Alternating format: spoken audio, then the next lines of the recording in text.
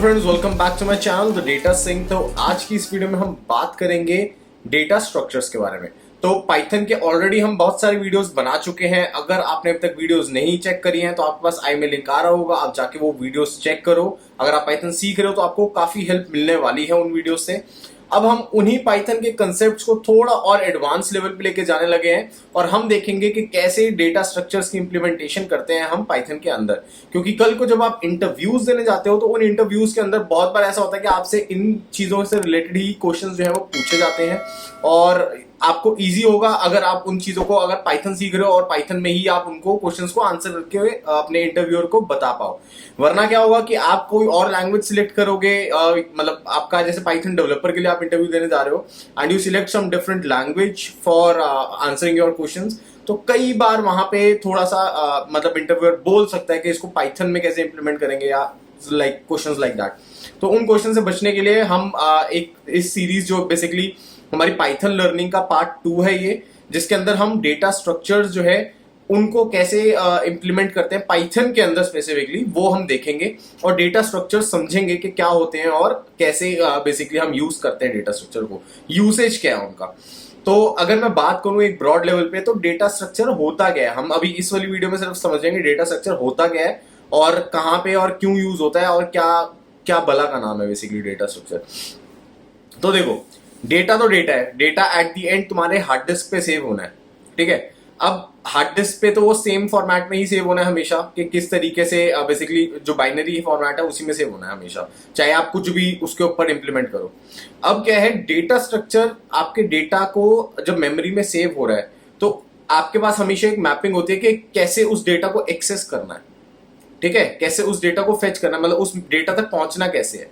तो data structure जो है वो डेटा को सेव करने का एक तरीका है, मतलब ये मैपिंग को बेसिकली रखने का, कि अगर डेटा हमारा सेव्ड है हार्ड डिस्क पे तो उसको किस तरीके से वहां तक पहुंचा जा सकता है, ये डेटा स्ट्रक्चर बताते हैं। अब जैसे एक एग्जांपल लेते हैं, एरे। एरे क्या कहता है कि मेरे पास कंटिन्यूअस मेमोरी एलोकेशन होगी, ठीक है। आपके पास अगर फर्स्ट एड्रेस है तो उससे आप मतलब इंडेक्स को प्लस करके आप कहीं पे भी पहुंच सकते हो।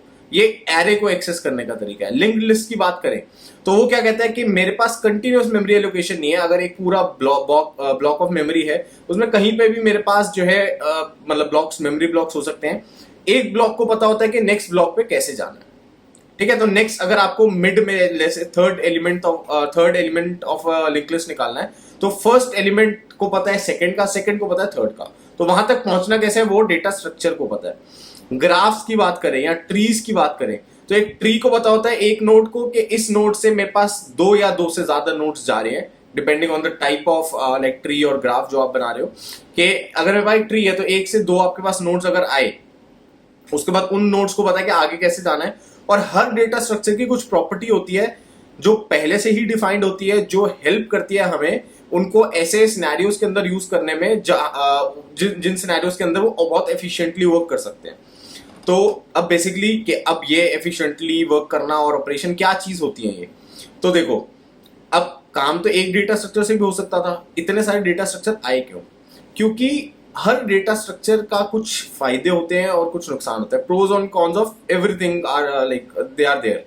तो जैसे एरे है, एरे का जो बेस्ट पार्ट है वो है रैंडम एक्सेस, कि आप किसी भी एलिमेंट को कांस्टेंट टाइम के अंदर एक्सेस कर सकते हो।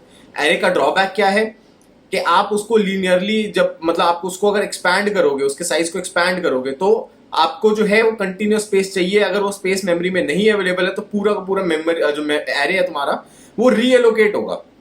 सिमिलरली लिंक लिस्ट के अंदर क्या खास बात है कि लिंक लिस्ट के अंदर अब बहुत सारी टाइप की लिंक लिस्ट होती है, सिंगली, डबली, सर्कुलर, तो बहुत सारी लिंक लिस्ट होती हैं।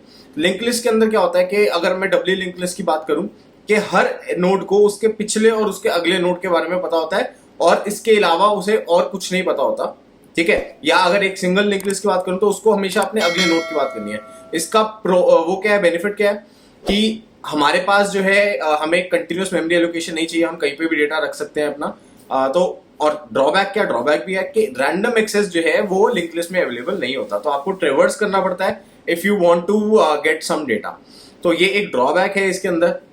तो ऐसे ही हम अगर ग्राफ्स की बात करें, अब क्या है कि बहुत सारे एल्गोरिथम्स हम करते हैं, जैसे कि अगर हम बोले कि हमें सर्चिंग करनी है, सॉर्टिंग करनी है, तो बहुत अलग अलग तरीके से भी करता है। तो जैसे ग्राफ की बात करें तो ग्राफ के अपने अलग बेनिफिट्स हैं। ग्राफ के अंदर आप बेसिकली एक सॉर्टेड ऑर्डर में रख सकते हो अपने पूरे के पूरे एरे को, और एक्सेस जो है उसे करने के तरीके जो है बहुत अलग अलग होते हैं ट्रीज एंड ग्राफ्स के अंदर।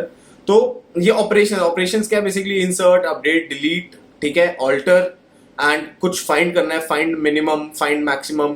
तो कई बार ऐसा होता है कि आपको चाहिए होता है कि आपका जो आपको मिनिमम एलिमेंट, जैसे कुछ क्वेश्चंस भी आते हैं ऐसे, हम वो भी डिस्कस करेंगे गोइंग अहेड, कि कुछ क्वेश्चंस ऐसे होते हैं कि आपको कांस्टेंट टाइम में एक एरे का जो मिनिमम वैल्यू है वो आपको हमेशा रिटर्न करनी है, और वो कांस्टेंट टाइम होना चाहिए।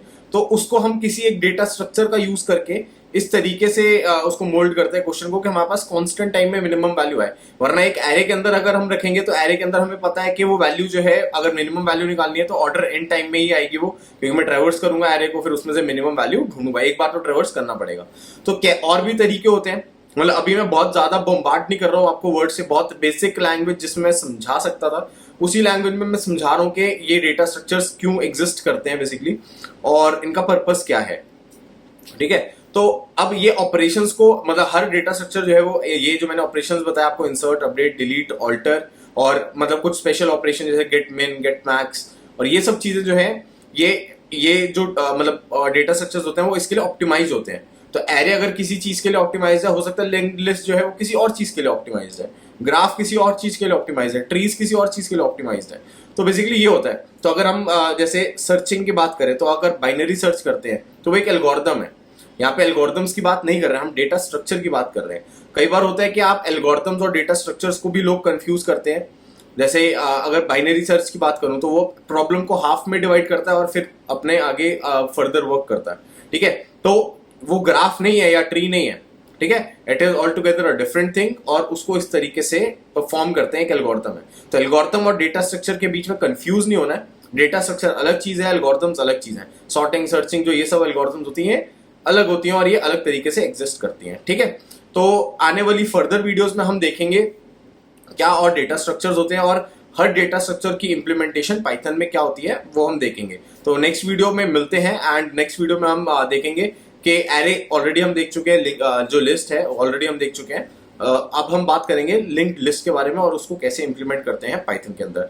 So stay tuned. अगर चैनल को अभी तक सब्सक्राइब नहीं किया तो चैनल को सब्सक्राइब कर दो, और नोटिफिकेशन बेल आइकन पे क्लिक कर देना, ताकि आने वाली सारी वीडियोस जो है आप तक पहुंच सके।